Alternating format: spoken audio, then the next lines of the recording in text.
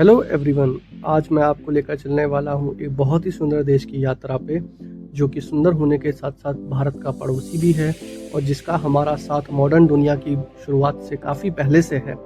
इसका जिक्र हमारे किताबों में, हमारे ग्रंथों में और हमारी पौराणिक कथाओं में भी होता रहा है। तो सभी मेरे दोस्तों, आप समझ ही गए होंगे कि मैं किस देश के बारे में बात कर रहा हूँ। उस देश को हम पहले लंका और आजकल श्रीलंका के नाम से जानते हैं। यूँ तो इस टाइम पे श्रीलंका में काफ़ी सारी परेशानियाँ आ गई हैं और जिसकी वजह से हम वहाँ को जाना अवॉइड करेंगे। लेकिन यदि कभी आप फ्यूचर में प्लान करते हैं कि आपको श्रीलंका जाना है तो मेरा ये वीडियो आपकी काफ़ी हेल्प कर सकता है। इस वीडियो में मैं आपको काफ़ी सारी बातें बताऊँगा। ये एक पूरी सीरीज़ होने वाली है। इसमें मैं पहला वीडियो मेरा इंट्रोडक्शन का है, दूसरा वीडियो हाउ टू प्लान है, third video what to visit है, फोर्थ वीडियो में मैं आपको कॉस्ट के बारे में and what to do and not to do to save your money, इस सब के बारे में बताऊंगा। तो लास्ट तक इस सीरीज़ को फॉलो करें ताकि आपको कभी श्रीलंका जाना हो तो आपकी हेल्प हो सके। तो श्रीलंका भारत का पड़ोसी देश है और इसकी दूरी यदि हम देखें तो भारत से सबसे करीबी छोर से लगभग 36 किलोमीटर है खाली। बट यदि आप दिल्ली से यदि इसकी दूरी देखेंगे तो लगभग 5 to 6 आवर्स फ्लाइट डिस्टेंस पर है ये। दिल्ली से श्रीलंका के लिए काफ़ी सारी फ़्लाइट जाती हैं, जिसमें कि एयर इंडिया की फ़्लाइट सबसे बेस्ट है। मैंने जो फ़्लाइट ली थी वो एयर इंडिया की फ़्लाइट थी। उसकी सबसे खास बात ये थी कि वो फ़्लाइट वैसे तो 1-2 हज़ार रुपये महंगी थी नॉर्मल फ़्लाइट से, बट वो डायरेक्ट फ़्लाइट थी। तो उसने करीबन 5 घंटे में मुझे सीधे श्रीलंका पहुंचा दिया था। श्रीलंका की 2 राजधानियां हैं, एक तो कोलंबो है, एक जयवर्धने कोट्टे है। ये 2 राजधानियों का कंसेप्ट इसलिए है कि पहले वहाँ सिर्फ एक राजधानी थी कोलंबो, लेकिन वहाँ पे काफ़ी ज़्यादा पॉल्यूशन रहने लगा, कंजेशन रहने लगा, पब्लिक डिस्कम्फर्ट रहने लगा। तो उसको कम करने के लिए इन्होंने एक और सेंटर बना दिया। तो इनके 2 सेंटर्स हैं, डिपेंडिंग अपॉन लेजिस्लेटिव सेंटर है, इकोनॉमिक सेंटर है।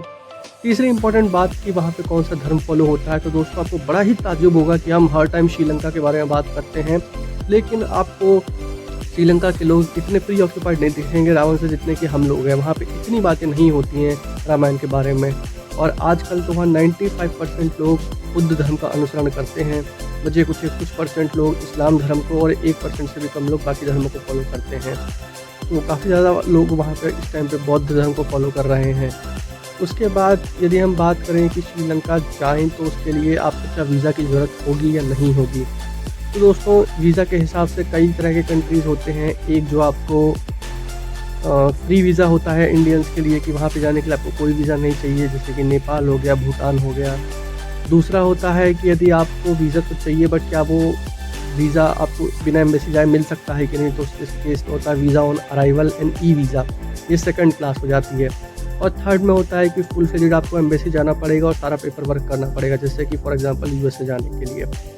तो जो ई वीज़ा है श्रीलंका के लिए वो आसानी से मिल जाता है। वो 30 डेज़ का वीज़ा होता है।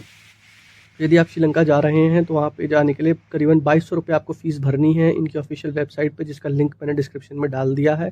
तो आप वहाँ पे जाके ये फ़ीस भरें और आपका वीज़ा लगभग, ये लोग कहते हैं 24 आवर्स में, बट 15-20 मिनट में ही कई बार आ जाता है।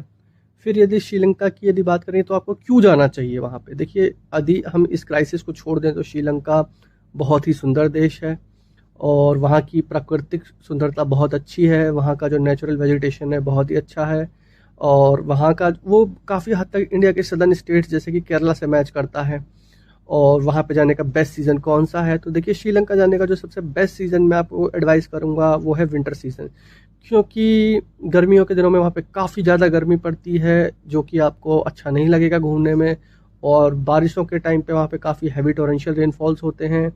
सो ये 2 सीज़न आप अवॉइड करिए। तो आपके लिए वहाँ पे 4 सीजन्स में से winter and spring season best है। मैं भी खुद वहाँ पे विंटर सीज़न में दिसंबर में गया था। सो यदि आप मेरी माने तो अराउंड अक्टूबर से लेकर मिड मार्च या मार्च तक का सीज़न बेस्ट है आपका जाने के लिए वहाँ पे। फिर यदि बात करी जाए कि आपको वहाँ कितने दिन के लिए जाना चाहिए, देखिए आप कहीं यदि आप फ्री हैं, आप जो हैं आपके पास कोई जॉब का प्रॉब्लम नहीं है, आपका प्रोफेशन टूर एंड ट्रैवल्स का ही है या आप ट्रैवल ब्लॉगर हैं, तो आप कितने दिन के लिए भी जा सकते हैं। बट हम ज़्यादातर लोग जो हैं वो इतने फ्री नहीं होते हैं और उसके साथ साथ ड्यूरेशन के साथ साथ हमारा पैसे का भी प्रॉब्लम होता है। तो मैं आपको जो बेस्ट ट्रैवल इटिनरी सजेस्ट करूँगा या ऑप्टिमल ड्यूरेशन सजेस्ट करूँगा वो है 7 से 10 दिन की। सो यदि आपका थोड़ा सा कम दिन का आप रखना चाहते हैं तो 7 दिन में भी श्रीलंका आपका अच्छे से कवर हो जाएगा। और यदि आप थोड़ा सा प्लस के साइड रखना चाहते हैं, आप रिलैक्स ज़्यादा करना चाहते हैं, तो 10 दिन, तो 7 से 10 दिन बहुत ही अच्छी ट्रैवल आइटिनरी आपकी बनेगी। और फिर बात करते हैं कि वहाँ पे क्या चलता है पैसे के में, तो आपको वहाँ पे श्रीलंकन रुपीज़ चलते हैं, जिसकी जब मैं गया था तब वैल्यू लगभग एक एक इंडियन रुपीज़ की वैल्यू लगभग 2 श्रीलंकन रुपीज़ के बराबर थी। और यदि रुपीज़ से अलग यदि हम ये भी देखें कि श्रीलंका कैसा है, तो श्रीलंका थोड़ा सस्ता ही है। मैंने ये महसूस किया कि लगभग श्रीलंका भारत से 50 to 75% ही खर्चे में आपका काम हो जाता है। तो ये चीज़ है। और मेरे श्रीलंका ट्रिप में इतना खर्चा आया ये मैं आपको लास्ट वाले सीरीज़ में बताऊंगा, और कौन कौन से शहर घूमने ये भी मैं आपको बताऊंगा। हो जाता है। तो ये चीज़ है। और मेरे श्रीलंका ट्रिप में इतना खर्चा आया ये मैं आपको लास्ट वाले सीरीज़ में बताऊंगा, और कौन कौन से शहर घूमने ये भी मैं आपको बताऊंगा।